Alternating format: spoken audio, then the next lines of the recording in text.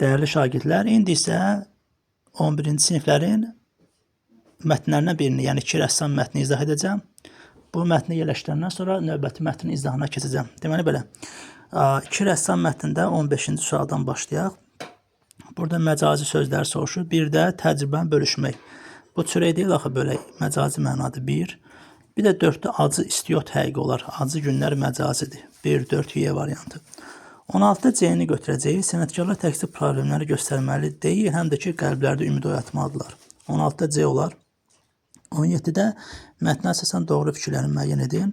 Burada diqqət edəsiniz, Tahir peyzaj janrında rəsmlər çəkirdi, bəli. Səlim isə ağracıları əks etdirirdi, bu da düzdür.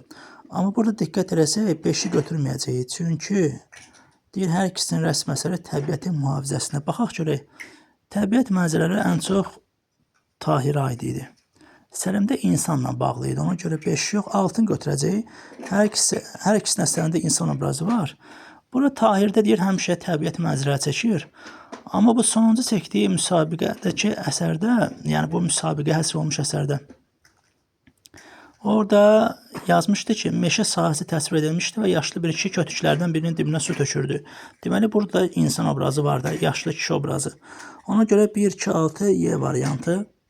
Bu da belə. Deməli, 16C, 17Y. 18-də münsiflər Tahiri nə üçün qalib seçdilər? Orada yazıb ki, o əsərində problemlərlə yanaşı gələcək inamı da ifadə eləmişdi. Hətta onun münsiflərin danışığından biz hiss etdik.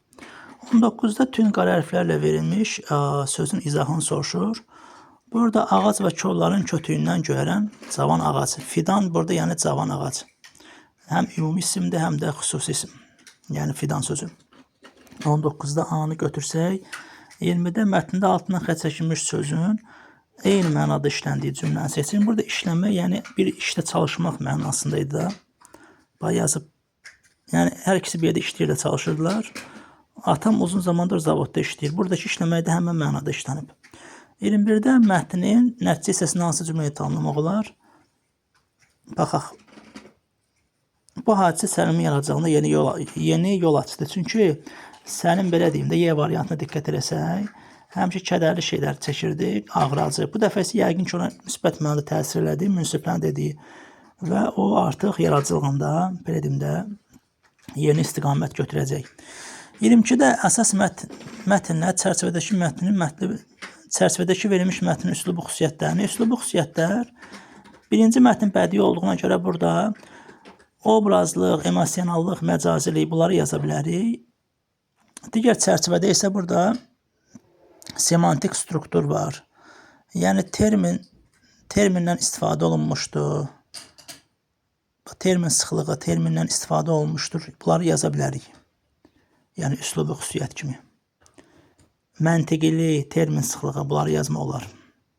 İndi isə növbəti ikinci mətni bir 10-15 dəqiqəyə mən sizə izahını yerləşdirəcəm. Diqqətinizə görə təşəkkürlər.